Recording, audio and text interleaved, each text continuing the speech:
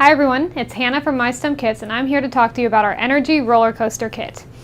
So this is great for doing any sort of potential kinetic energy exercises that you might do in your middle school or high school classroom. But once you print it, there are a few assembly things you need to do before you can use it. So first, the spool needs to be de-supported. So simply use pliers, and then you can break off the supports. And there are supports on the inside of the model too. But once it's all the way de-supported, it'll look something like this. Next, in order to capture it on any sort of slow motion video, you'll take a Sharpie and simply draw a black dot right in the center of the spool. The last thing you need to do is ready your ramp.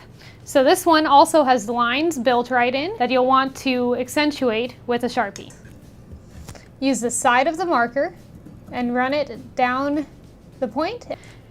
And you can see that that part is ready for slow motion video.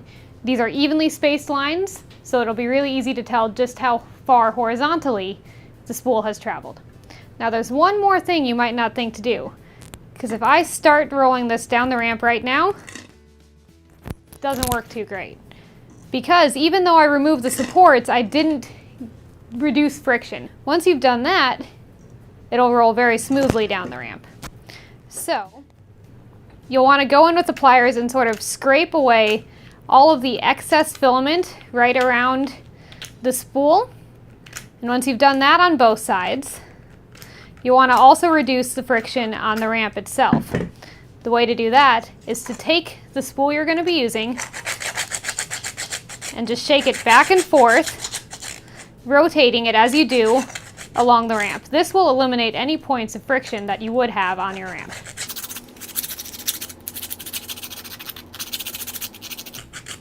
So if you notice any areas that are a little bit tight, I'm getting some tightness right here. I just want to really accentuate, bring out that part so that it's good to go. Once it feels perfectly smooth, now you get better motion, but I'm noticing a spot here. So you'll want to do all of this before you pass it out to your students, because you don't want them thinking that the science doesn't work just because there's too much friction. Fixed up that area, and I'm going to try again. There we go.